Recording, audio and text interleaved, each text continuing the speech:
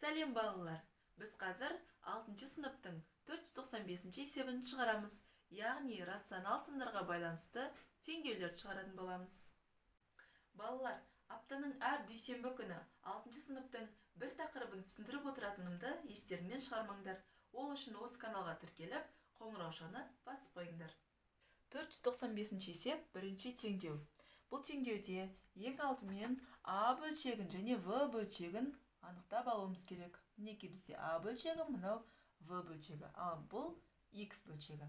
X-та білесіңдер, X плюс А тең В болған кезде формуланы қалай шығаратын едік? X тең V-дан А-ны алатын едік. Яғни V-ның орнында бізде минус 126 тұр. Азайтылған А-ның орнында 24 тұр. X тең, егер екеуінің де алды минус болса, білесіңдер алдыңғы сабақтан минус қойылады, 2 сан қосылады. Сонда 150 шығады. Екінші мысал, бұл теңдеуде белгілеп алайық. А бөлшегі мына бөлшек, В бөлшегі мына бөлшек болады. Оқушылар, міндетті түрде белгілеп алуымыз керек. Бұл жерден Y табамыз. Y тең болады V-дан А-ны алғанға тең. V-ның орнында 23,2 азайтылған А-ның орнында 42,4 тұр. Y тең болады. Қараңыздар, 23,2-ның таңбасы плюс, 42,4-ның таңбасы минус. Үлкен санның таңбасы минус болып тұр. Демек, минус қоямыз, үлкен саннан кіші санды аламыз. Сонда бізде тең болады 19,2-ге.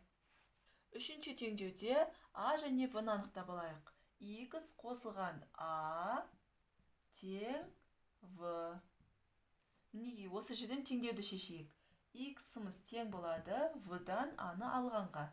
Минус 820 алынған А-ның орнында бізде 327 тұр.